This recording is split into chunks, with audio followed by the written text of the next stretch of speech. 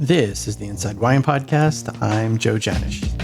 Today we have a special guest, Master Sommelier Chris Blanchard.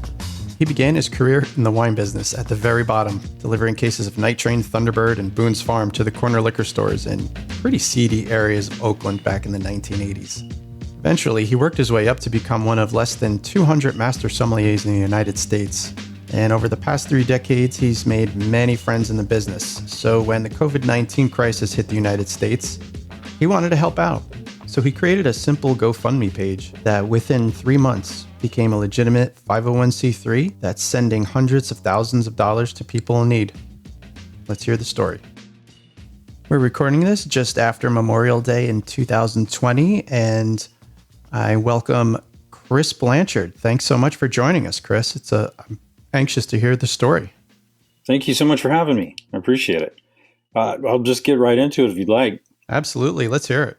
So it's amazing how time flies. You know, a lot of people aren't busy or they've, been laid off trying to make sourdough bread and everything else. But I've never worked so hard in my life, I don't think.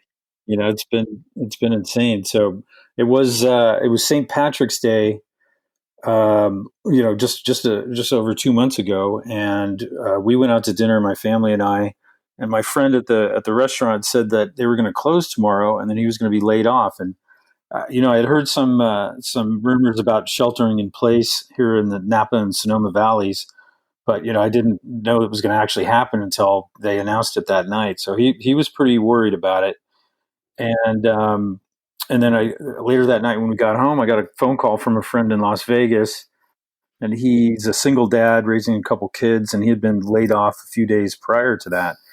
And then he was really worried. And then actually, I think it was the next day, I was supposed to do an event at Spago down in Beverly Hills for Vine Hill Ranch, who I'm working for, an Oakville Cabernet producer. And we were going to do this really cool vintage tasting. And my bag was packed, and clothes laid out and everything. And that night, Christy Norman, who is the sommelier there, gave me a call and told me that Spago was going to close too. So, might as well cancel your flight. And so I asked her, I said, I'm pretty freaked out about this and our, our community in the sommelier business. And I said, let's do an auction, or, what can we do? I remember texting her those exact words. And she said, well, you should start a GoFundMe page. And I'm not the most tech savvy guy in the world, and I didn't even really know what that was exactly. So I got on, from my room on my phone, actually from sitting outside on the porch. I was drinking some wine, thinking about all this, and I sat there pretty late at night, and finally got the GoFundMe page up. For I forget what I called it at the time. I think it was Emergency Sommelier Fund or something, and so I started to get all these. Started to get some donations here and there. It was pretty slow going. We had a moderate amount of money we wanted to raise. And then Christy and I, we got in touch. She got in touch with a bunch of people, some pretty amazing sommeliers and wine industry people, master wine, a couple of master sommeliers that we got together. And then we all started talking, over the phone and came up with a name and what we wanted to do. And I was having a lot of issues with GoFundMe, so I moved it over to PayPal. And, it's amazing how this whole thing has kind of come together. And at the time, if we got, I think our first real donation was from Laurent Perrier, and it was $2,500, and that came through on GoFundMe, and I about died. I couldn't believe it. Wow, that's a lot of money. Yeah. People were donating $100 or $25 or, and then I talked to Staglin, and they sent us out a check for $10,000. And I was like, wow, this is the real deal. And, so with the help of the people who are now on our board, of which there are 7, including myself and Christy, we, this whole thing has gone nuts. And I was just mailing out some more checks today. And, I looked at the actual checks that I've sent out are almost $300,000, and these are wow $500 checks that I write with my hand, and then put a little stamp, like a little old lady on the return envelope stamp. And that's new for me. I was just writing it, out, which is killing me. But so this sort of grassroots thing has become, a major deal with some amazing people, including Co-Brand and others that have really supported our our organization. It's just been fantastic. So Wow, that's unbelievable. So again, you started this on March 17th, and here we are just after Memorial Day. You've already raised hundreds of thousands of dollars. 400,000. Yeah. The last I looked at it. Jeez. Yeah. Isn't that amazing? I get even, and I mean, I've never done a foundation. I've never done any of this stuff, but you can learn. And also with the help of some great people, like a law firm in DC that's donated their time pro bono to help us, file application for 501c3 and some other pass-through organizations. I remember, looking up 501c3. What is that exactly? I remember doing a Google search, and I couldn't even remember the numbers, but and here we are. Yeah, you don't need to worry about those numbers. Just make sure you can still remember the great vintages of Burgundy and Tuscany and all those. That's what matters. Yeah, exactly right. Good call. So this is definitely not a huge March of Dimes type organization. This is a really grassroots, and people giving money.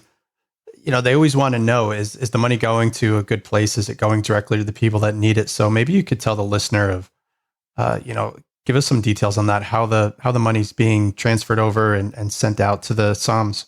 Yeah, sure. So the organization is really created. We have a mission statement, but I'll paraphrase it and say that the sommelier community, sometimes we think of them as a little elitist and uptight, and there's some. I mean, there's people that have attitudes for sure, but what it is really it's a group of people that are share the common passion for anything to do with wine, and that's the history of wine in the regions and tasting and the community that they're involved in, and talking about just work and everything else, and it's a pretty dedicated group of people who honestly, and I'm one of them, don't make much money. I mean, when you work in the restaurant, if you have a family, you're in bad shape, because there really isn't any benefits that are offered. There's no 401k, there's no profit sharing. I mean, for most people, they just they have an hourly position that requires a lot of hours, coming in at noon or 1 or 2 depending on lunch service, getting out of there 12 hours later, 2 in the morning, and going home and waking up, what I mean, and doing simple things like putting a wine list together, like screwing it in, or stapling it, or managing an iPad system, or all this other crap. And then also having to do with the business side of it, which is the most important, and that's to make money for the restaurant by providing a great wine program, but also managing costs, and like me getting yelled at by my GM and getting yelled at by my chef, and taking abuse from some patrons who are difficult, and then managing the politics of making sure you have somebody's wine on the list that comes in to eat a lot or supports the restaurant, or it's not easy. It's definitely like being a politician. And the funny thing is that the money isn't there. And the other thing that makes it very tenuous is that in a situation like this, when every restaurant closed down, there's nowhere to go. If your restaurant happened to close down, which happens all the time, you can either move to another city, you can move to another restaurant. It's such a great, the restaurant community is just fantastic. And with your reputation, you can move around. But this time, the first person that's going to go is the sommelier. Like, who do we need to cut? Not the chef, waiters, bartenders, but definitely sommelier is a position that's not needed immediately. So they're off for sure to save some money for the restaurant, and then pretty much they're the last ones that coming back. I mean, we started to come back a little in Napa by opening, moderately, but definitely, there's no sommelier, that's on deck, unless they were able to. Yeah, unless they were able to sort of transition or pivot into another part, like there's up at Canlis and all the great programs that they've done involving wine and bingo night and all this other stuff. Everybody has to be very creative, but I probably answered your question and then like 5 other questions. Sorry about that. I need to stay on track. Oh no, that's totally fine. Totally fine. You said a couple things there that I'd really like to reiterate. As you said, there is this perspective with some people that the sommeliers are, because they're associated with wine, are somehow therefore well-to-do or wealthy or really well off or paid really well. And that's really not the case. That's not generally the case at all. And again, as you said, when a sommelier loses his or her job, they can go to another restaurant in normal times, but that obviously was not an option during these crazy times. And all the more reason for all of us in the restaurant and wine industry to kind of like look out for each other and try to help each other out, because there isn't a whole lot of relief out there. Yeah.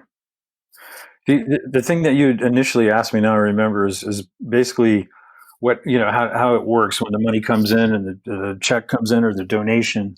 And that's a good question, because, I've donated before, and, I'm not sending out, $10,000 donations, but if let's say I put out $100 for a fund, or for whatever it is, and I never know where that money goes, but I'll let you know. I'm sure it goes in a good place. As a person who's never done this before and has just started to do it, I can tell you that if you go on GoFundMe or PayPal or any of these other sites, there's a fee. So if that $100, 3% of that is going to go to basically the collection of the money, or whatever fee that they have. So now you're down to, $97. And if there's a wire donation or through your bank, it's a $15 fee and a percentage. There's all these fees that come in. So I always request that people, just go old school and send a check through the mail, to our address. And at that point, I walk to the mailbox. I mean, it's going to be 100 degrees here today, so that's no fun. But you walk to the mailbox, you gather the checks, and I make a note of it, and I try and send a thank you letter right away. Hey, I received your check. Then I go to the bank, get my mask on, my little bottle of hand sanitizer, wait in the line 6 feet apart from everybody. I feel like I'm a bank robber. I put the that's right. You're like Jesse James. Yeah, the mask on, which is weird. Go in there, make the put the deposit in, and then come back home and just start writing checks. On a checking account that they print the checks in the bank for me. And so what we do is we award everybody $500 each sommelier that is applied. And then after they send the application in or fill their application in online, it goes to a another party that's not any of us on the board, and all the information regarding personally, as far as where they work, what city they're in, stuff like that. So there's no way, we're looking at it blindly. There's no way we can say, oh yeah, that's so and so, he works down at whatever in Vegas. We can't tell that information. All we see is basically things like how long they've been in the industry and what their position was and all that sort of thing. And then the most heartbreaking section is the sort of a personal essay. So we'll look at that, and as we're going through, we award points based on what their position is, how long they've been in the industry, whatever. And so there's a point system that's all blind. And then the only thing, and also in the personal essay, they'll write something like, hey, I've filed for unemployment 300 times. I call every day. I can't get through. You can tell somebody's working on it. I've got 2 kids, or, I had to move in with my mom, all these different personal stories. None of them will tell who that person is, but it's just like a human being who has this need. And finally, we'll go through, these applications, which, are in the hundreds. I can't remember where we're at now, 800, close to 1,000. And then we award these point systems. And from there, there's a key, group of people. So far we've done 500. And of those 500, then I, get the information, since I'm the treasurer and the co-founder, I go through and I see the names, and because I have to, I got to write them down on the envelope. And I send out a check for $500 from the foundation, and then we write a nice little note and hope that they can use this to pay what they really need, which most of the time is basics like just groceries, or diapers, or food and rent and electricity bill, all that kind of stuff. It's just basic. It's not like, hey, now you can only drink, $10 bottles of wine at 100. I mean, we all have some wine. I've already gone through most of mine. So yeah, I'm out of my wine too.